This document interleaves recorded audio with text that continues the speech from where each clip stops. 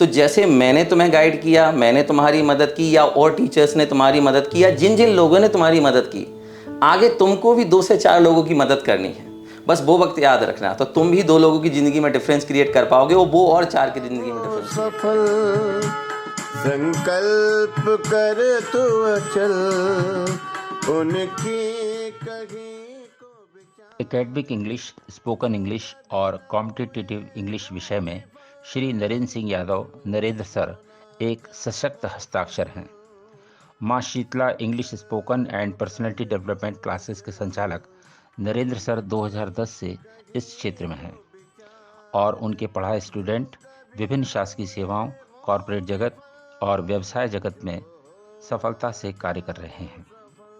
आपकी विशिष्ट अध्यापन शैली के कारण छात्रों का रिजल्ट सदैव उत्कृष्ट रहता है। गत वर्ष आपकी संस्थान का परीक्षा परिणाम मध्य प्रदेश में सर्वोत्कृष्ट रहा।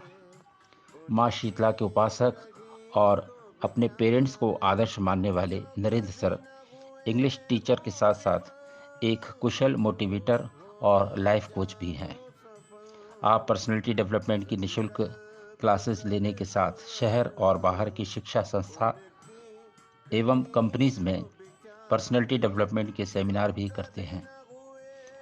आपको अनेकों शिक्षण व सामाजिक संगठनों द्वारा सम्मानित किया गया है।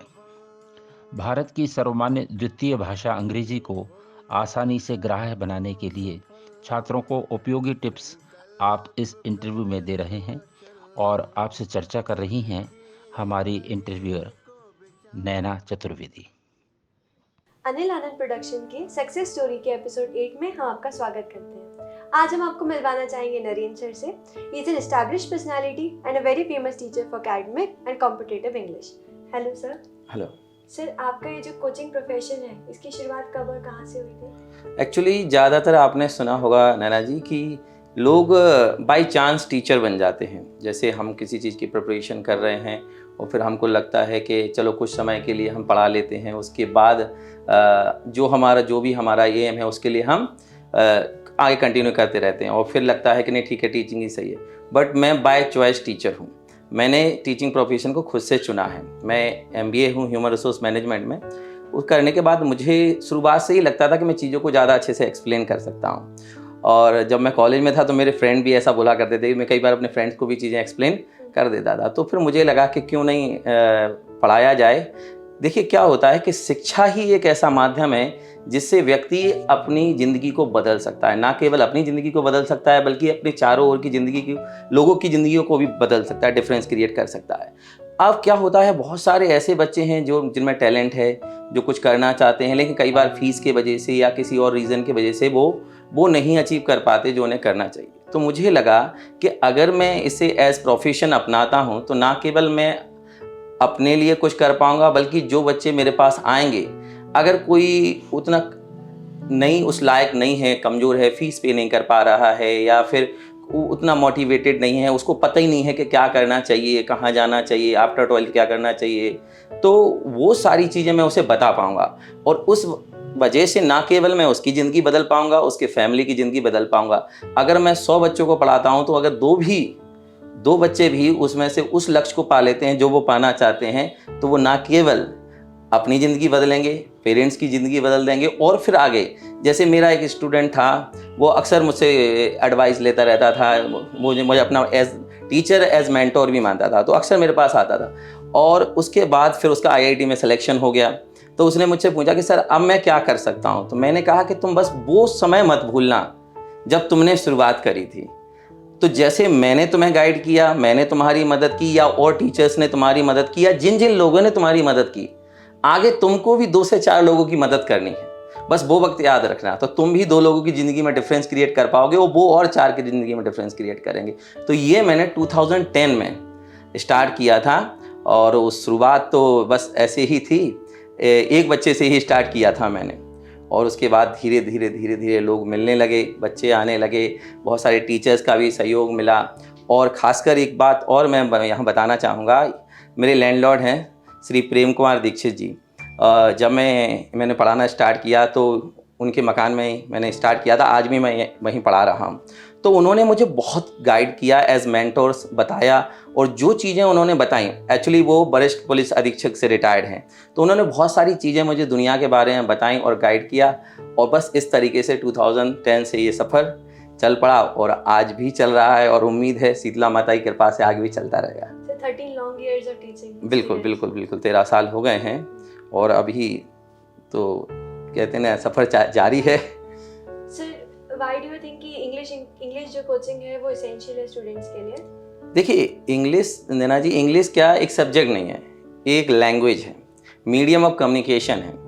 आपको कितनी भी नॉलेज हो, लेकिन जब आपको उसको एक्सप्रेस करने की ज़रूरत पड़ेगी, then you need medium of communication. तो आपको ज़रूरत पड़ेगी एक माध्यम की। और आज के ज़माने में अगर हम बात करें, अपने देश की ही बात करें, तो इंग्लिश एक सेकंड लैंग्वेज है, और अगर हम कॉर्पोरेट में देखें तो वो तो फर्स्ट लैंग्वेज है।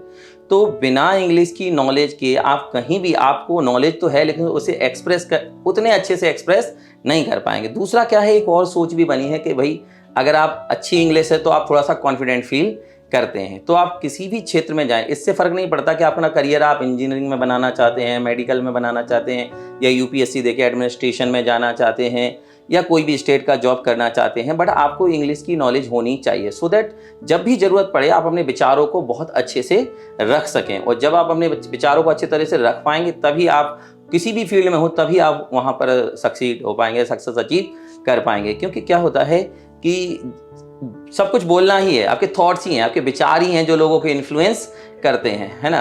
तो नॉलेज के साथ आपको मीडियम ऑफ कम्युनिकेशन भी होना चाहिए, इसलिए इंग्लिश बहुत ज़्यादा ज़रूरी है। सर पुरानी जो कोचिंग्स थी और आज की जो कोचिंग्स हैं, आपको क्या लगता है उसमें क्या डिफरेंस होता है? देखिए, कोचिंग तो हमेशा से ही एक ही पैटर्न पे रही है। अगर हम कहें, वो एक कहावत है कि गुरु बिन ज्ञान भेद बिन चोरी, और ज़्यादा नहीं तो थोड़ी थोड़ी, के गुरु के बिना ज्ञान तो होता नहीं है। सो प्राचीन काल से ही हम देखें गुरुकुल सिस्टम था, और उसके बाद आज थोड़ा सा टेक्नोलॉजिकल चीज़ें बदल गई हैं, एडवांसमेंट हो गया है, तो आजकल ऑनलाइन क्लासेस भी होती हैं। तो टीचर्स जो हैं वो एक वाइड ऑडियंस को एड्रेस कर पाते हैं। दूर दराज जो बच्चे बैठे हुए हैं और वो नई क्लास अटेंड कर पा रहे हैं ऑफलाइन, तो वो ऑनलाइन क्लासेस अटेंड कर सकते हैं। तो इसके अलावा हम ऑनलाइन नोट्स प्रोवाइड करा देते हैं, यूट्यूब वीडियोस वगैरह प्रोवाइड करा देते हैं। तो इससे स्टूडेंट को बहुत हेल्प मिल जाती है। अगर वो डायरेक्टली सीधा जाके टीचर के कांटेक्ट में नहीं है, ऑफलाइन नहीं अटेंड कर पा रहा, तो ये चीज़ें बदली हैं। बाकी टीचर का रवैया तो वही है। टीचर हमेशा से कहते हैं ना कि टीचर और पेरेंट्स दो लोग ऐसे हैं दुनिया में जो आपकी सफलता में खुश होते हैं, विद्यार्थी की सफलता में खुश होते हैं। क्योंकि टीचर की सफलता और विद्यार्थी की सफलता एक दूसरे की पूरक है।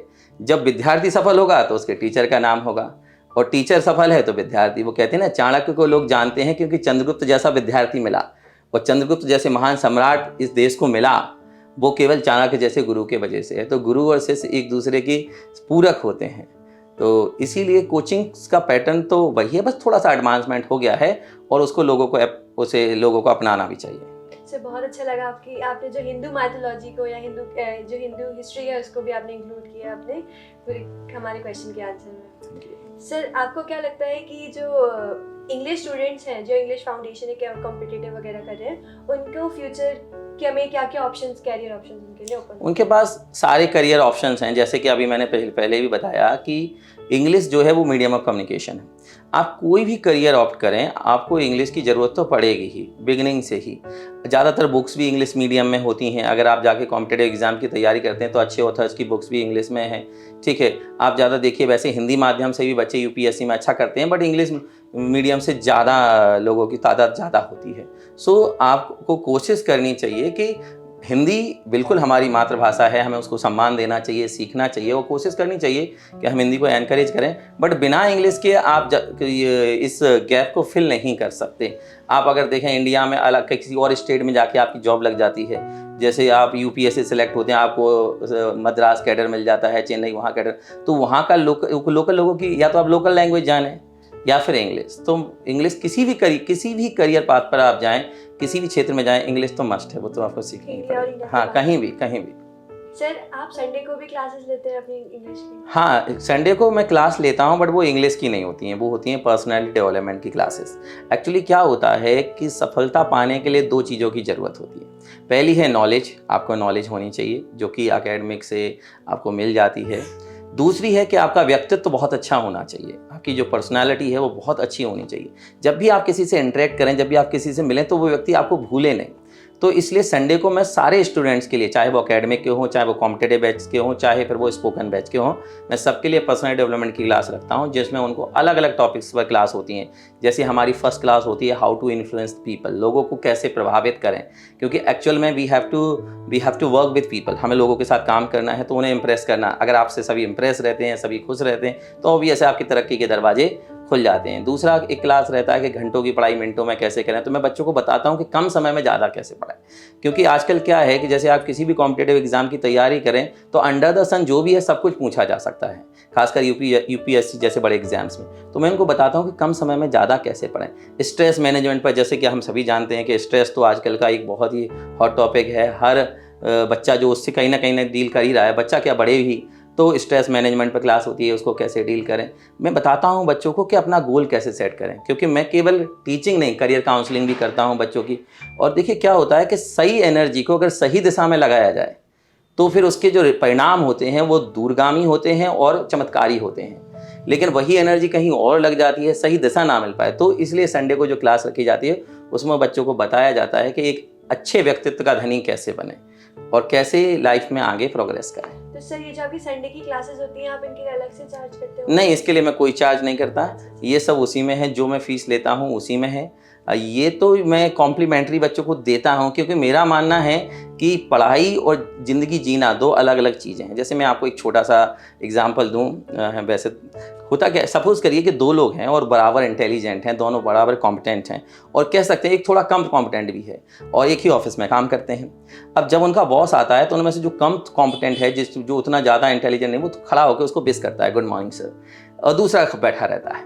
अब ऐसा चलता रहता है। अब जब प्रमोशन की बारी आएगी, तो हमेशा इमीडिएट बॉस से पूछा जाता है, जो आपके ऊपर बॉस काम कर रहा है उससे जरूर सलाह ली जाती है। जैसे गवर्नमेंट जॉब्स में CR लिखी जाती है, कॉन्फिडेंशियल रिपोर्ट, वो भी आपका जो इमीडिएट बॉस ही लिखता है। तो आप मुझे बताइए कि जब उससे पूछा जाएगा कि किसको प्रमोट करें, वो किसका नाम लेगा? जिससे ज़्यादा इंटरेक्शन हुआ, जो उसको विश करता था। तो उसे उसके व्यवहार से मतलब है, नॉलेज भले ही आपको बराबर है, लेकिन उसको उसके व्यवहार से मतलब है। आप ज़्यादातर HR के इंटरव्यू सुनिए, वो कहते हैं कि हम हमेशा लर्निंग एटीट्यूड ढूंढते हैं। हम ये देखते हैं जो कैंडिडेट हमारे पास आया, क्या उसमें सीखने की ललक है, क्योंकि अगर सीखने की ललक है तो हम उसे सिखा लेंगे। लेकिन जो सीखना ही नहीं चाहता, या जो इस एरोगेंस में है कि मेरे को तो सब कुछ आता है, तो फिर उसे हम नहीं सिखा पाएंगे। तो इसीलिए मैं कहता हूँ कि इसके मैं कोई चार्ज वगैरह नहीं करता हूँ। मैं बच्चों को ये बताता हूँ कि तुम्हें आगे की ज़िंदगी कैसे जीनी है। एक अच्छा इंसान होना भी तो ज़रूरी है। आप सक्सेसफुल हैं तो अच्छी बात है, लेकिन आप एक अच्छे इंसान भी हो, तभी आप डिफरेंस क्रिएट कर पाएंगे सोसाइटी में। भाई हम जो कुछ है वो समाज से ही लेते हैं, तो कुछ पे बैक करना भी तो चाहिए। तो इसीलिए वो संडे की क्लासेस होती हैं। और ना केवल संडे को मैं यहाँ क्लास लेता हूँ, मैं अलग अलग कॉलेजेस में जाता हूँ मोटिवेशनल सेमिनार्स लेने के लिए। हज़ारों की गैदरिंग होती है वहाँ भी बच्चों को यही चीज़ें बताता हूँ। ग्वालियर के कई कॉलेजेस में जा चुका हूँ, इंदौर के कई कॉलेजेस में, इवन कंपनीज़ में भी गया हूँ ट्रेनिंग लेने के लिए। तो इस तरीके से सारी चीज़ें हैं। According to you, learning attitude is a must. बिल्कुल, लर्निंग एटीट्यूड तो होना चाहिए। देखिए कोई भी व्यक्ति जो बहुत विद्वान होगा, वो कभी अपने ज्ञान का बखान नहीं करेगा। आप बड़े बड़े प्रोफेसर्स को देखिए, विद्वान लोगों को देखिए, वो कभी नहीं कहते कि मैं इस विषय का प्रोफेसर हूँ। वो कहते हैं मैं इस विषय का विद्यार्थी हूँ, मैं इंग्लिश का विद्यार्थी हूँ, मैं मैथ्स का विद्यार्थी हूँ। वो ये नहीं कहते कि मैं मैथ का मास्टर हूँ, क्योंकि कोई भी सब्जेक्ट, कोई भी भाषा अपने आप में बहुत बृहद और बहुत महान है। हजारों साल निकले हैं उसको डेवलप होने में, और लाखों हजारों विद्वान आके कुछ ना कुछ कंट्रीब्यूट करके गए हैं। तो एक छोटी सी लाइफ में हम कितना सीख सकते हैं। तो इसलिए ज़िंदगी भर लोग सीखते रहते हैं और सीखना कम है। तो इसीलिए लर्निंग एटीट्यूड तो होना ही चाहिए। आप हमेशा कुछ ना कुछ सीखते रहिए। सर, आपकी कोचिंग में किस तरीके के छात्र आते हैं, या फिर सर क्या ऐसी स्पेशलिटी है आपके कोचिंग इंस्टीट्यूट में जो इतने सारे स्टूडेंट्स आपके पास आते हैं? देखिए क्या है कि मैं अलग अलग तरीके, जैसे मैं एकेडमिक पढ़ाता हूँ, तो उसमें जो 10th और 12th 9th से लेकर 12th तक के स्टूडेंट आते हैं, जिसमें उनके एकेडमिक्स की तैयारी करवाई जाती है। जो भी कोर्स उनको बोर्ड के द्वारा बताए गए हैं, तो वो सारे कंप्लीट कराए जाते हैं। और उनमें भी मैं बहुत अलग तरीके से करता हूँ। जैसे सबसे पहली चीज़ मैं कोशिश करता हूँ कि जब बच्चा क्लास से निकल के जाए, तो वो कुछ लेके जाए साथ में। मेरा मतलब केवल पढ़ा देना नहीं है कि टीचर ने पढ़ा दिया। बच्चे को कितना याद हुआ, उसने कितना समझा, वो कितना गेन कर पाया, ये मैटर करता है। तो पहले तो मैं बच्चों पर ज़्यादा लोड देता नहीं हूँ, ज़्यादा उन पर करवाता नहीं हूँ। एक दिन में 1 क्वेश्चन, 2 क्वेश्चन, एक ग्रामर का रूल, जो कि वो साथ लेके जा सकें। जब वो वहाँ से जाएँ तो उनके मन में ये खुशी हो कि यार आज कुछ नया सीख के हम यहाँ से निकलते हैं। इसके अलावा मैं टेस्ट सीरीज़ रखता हूँ एकेडमिक्स के लिए, वो बिल्कुल उस पैटर्न पे होती हैं जो बोर्ड एग्जाम्स आते हैं। उसके लिए मैं प्रॉपर्ली उन्हें एग्जाम पेपर प्रोवाइड करवाता हूँ, जो जिस तरीके से बोर्ड में कॉपीज़ आती हैं वो कॉपीज़ प्रोवाइड कराता हूँ। उन्हें बताता हूँ कितना लिखना है, कब लिखना है, किस सेक्शन को पहले करना है। इससे क्या होता है कि हमेशा मेरा रिजल्ट पिछले 13 सालों में नंबर 1 रिजल्ट है ग्वालियर शहर में। वो पिछली बार तो हम लोग 2022 में पूरे मध्य प्रदेश में नंबर 1 रिजल्ट लेके आए हैं। 98 हाईएस्ट थे यहाँ से, उसके अलावा 97 और 940 स्टूडेंट थे 90 से ऊपर, जो कि मैथ और फिजिक्स केमिस्ट्री वगैरह की वाली क्लासेस में भी नहीं होते हैं जनरली, और इंग्लिश में तो होते ही नहीं हैं, क्योंकि लैंग्वेज में ऐसा माना जाता है कि नंबर कहीं ना कहीं काट लिए जाते हैं। तो बेस्ट रिजल्ट लेके आते हैं इसी वजह से। अब आते हैं स्पोकन पे। तो स्पोकन के लिए मैंने बहुत ही बेहतरीन तरीके से एक कोर्स डिज़ाइन किया है। मैं एक सरल भाषा में बोलूँ कि ये कोर्स नहीं है, एक सांचा है। इस सांचे से जो निकलेगा वो तो ढल के ही निकलेगा। तो इसमें क्या होता है, सबसे पहले मैं पूरा ग्रामर कंप्लीट करवाता हूँ। ग्रामर कंप्लीट होने के बाद फिर मैं बच्चों को ड्राफ्टिंग सिखाता हूँ। एक्चुअली क्या हो, चाहे हम हिंदी मीडियम से हो चाहे इंग्लिश मीडियम से, बट हमारा परिवेश ऐसा है कि हम हिंदी से ही घिरे हुए हैं। तो जनरली जो हमारे दिमाग में थॉट्स आते हैं वो हिंदी में ही आते हैं।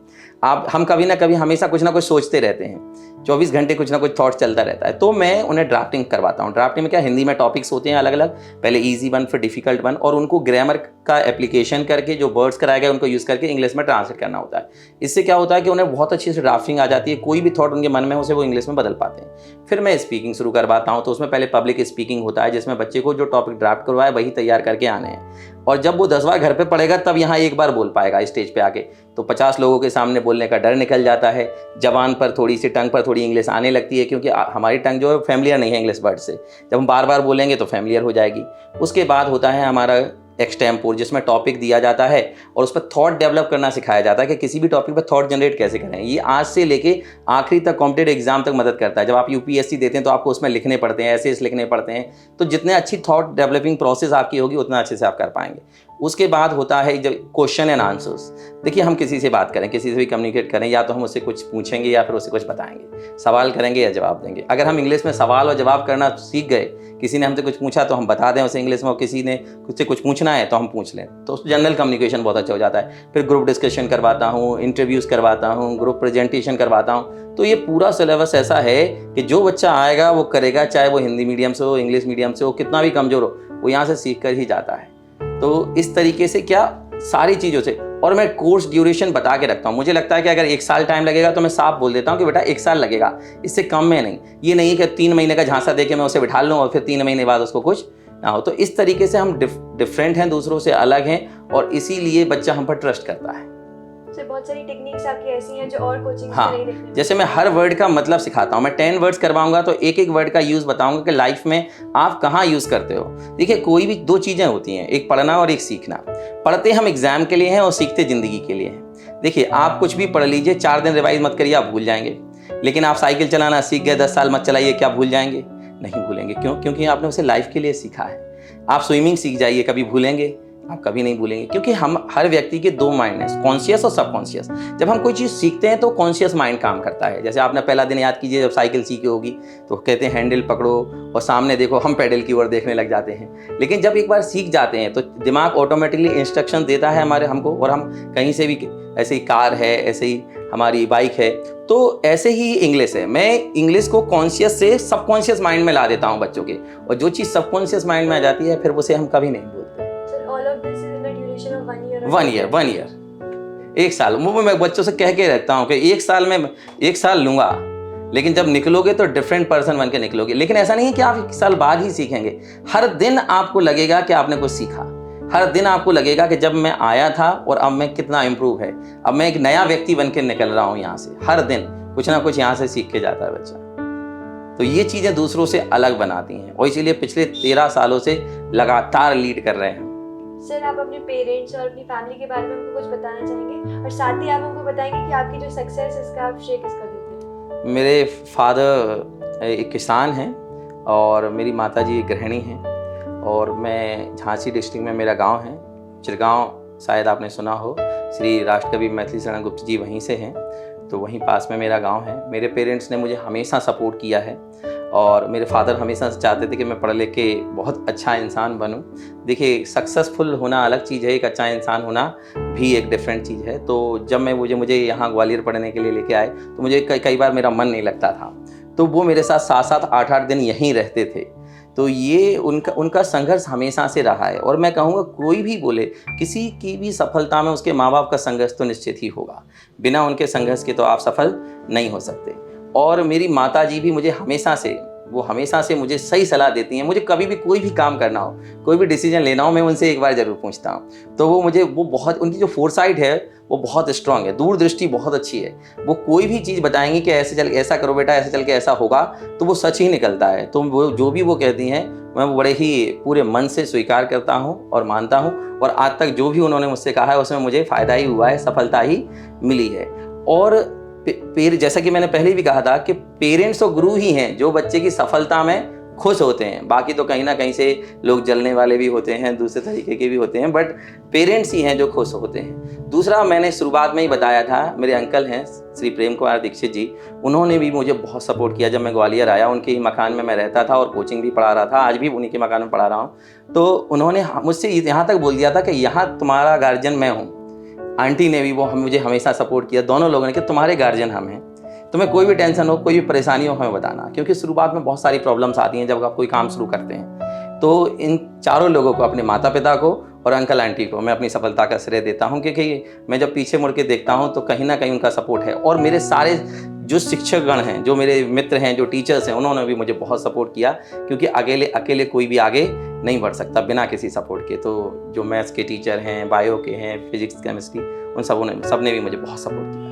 सर, आप लोगों को मेंटोरिंग करते हैं, ये आपके मेंटोर हैं? हाँ, ये मेरे मेंटोर हैं, बिल्कुल। मैंने बताया कि मदर फादर तो हमेशा से मुझे बताते ही रहते हैं। और जो मेरे अंकल हैं प्रेम कुमार दीक्षित जी, वो भी, उन्होंने हमेशा मुझे सही दिशा दिखाई कि ऐसा करना है। क्योंकि शुरुआत में मेरे अंदर उतना पेशेंस नहीं रहता। बच्चों में आप सीधे कॉलेज पास आउट हैं और एकदम से आप पब्लिक डीलिंग में आ जाते हैं, पढ़ाने लग जाते हैं, तो उतना पेशेंस नहीं होता है, उतनी चीज़ें आप नहीं जानते हैं। तो वो कहते हैं ना कि आपको दूसरों से ही सीखना चाहिए। और बड़ों को अनुभव है, अगर आप उनका अनुभव लेके चलेंगे तो ऑब्वियस है आप वो गलतियां नहीं करेंगे। क्योंकि हमारे पास इतना समय नहीं है कि हम गलतियां करें और उनसे सीखें, फिर गलतियां करें और फिर सीखें। इसलिए हमें हमेशा अपने बड़ों की बात सुननी चाहिए।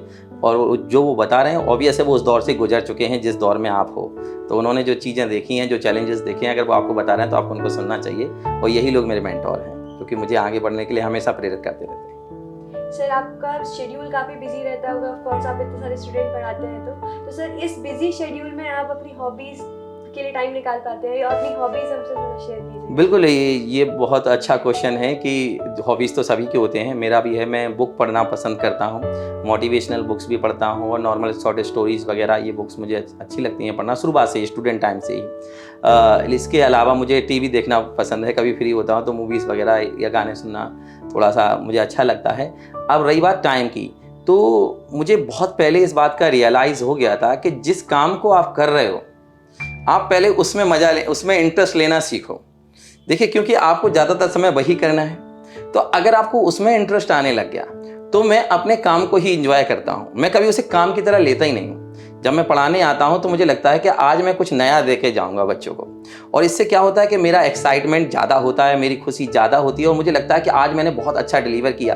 तो मैं इसी में खुश हो लेता हूँ और मुझे थकान नहीं होती है। बाकी घर पर जाके थोड़ा बहुत समय होता है तो शाम को टीवी देख लेते हैं, कोई मूवी चल रही है तो ऐसा कोई नहीं है कि यही देखना है। बट हाँ, मुझे हिस्टोरिकल ड्रामा बहुत पसंद है। जैसे कि मैंने आपको चाणक्य और चंद्रगुप्त के बारे में बताया, तो ये जो जितने भी हिस्टोरिकल ड्रामास हैं या मूवीज़ हैं, ये मुझे बहुत पसंद हैं। और अगर वो कहते हैं कि अगर ज़िंदगी में आपको कुछ सीखना है तो एक ही किताब पर्याप्त है, वो है रामचरितमानस।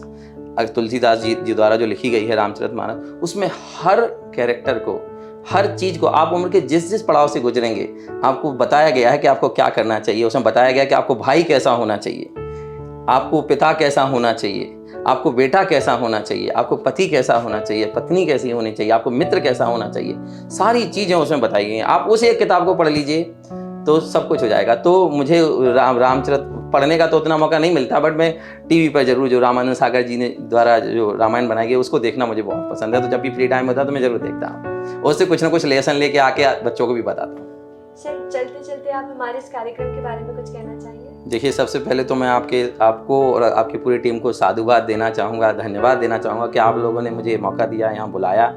और ये आप देखिए, आपके ज़रिए ही मैं आपके दर्शकों से भी मिल पा रहा हूँ, तो उनको लिए भी मैं नमस्कार करूँगा और धन्यवाद करूँगा कि मुझे ये मौका मिला यहाँ आपसे बात करने का, आप लोगों से इंटरेक्ट करने का, है ना। कहते हैं कि मैं एक विद्यार्थी ही हूँ, कहने को टीचर हूँ छात्रों के, लेकिन एक विद्यार्थी ही हूँ। और उतना ज़्यादा मैं नहीं कहूँगा कि दुनिया में तो बहुत सारा ज्ञान है कि मैं ज्ञानी हूँ, मैं विद्वान हूँ। मैं बस जस्ट एक विद्यार्थी हूँ और हर चीज़ से कुछ ना कुछ सीखना चाहता हूँ। यहाँ आके भी मुझे बहुत कुछ सीखने को भी मिला, बहुत अच्छा लगा। और सभी को नमस्कार और बहुत बहुत धन्यवाद। जैसा कि हमारी परंपरा है कि हम अनिल आनंद प्रोडक्शन की तरफ से हमारे अतिथि को एक मोमेंटो प्रदान करते हैं, तो सर प्लीज इसके एक्सेप्ट कीजिए।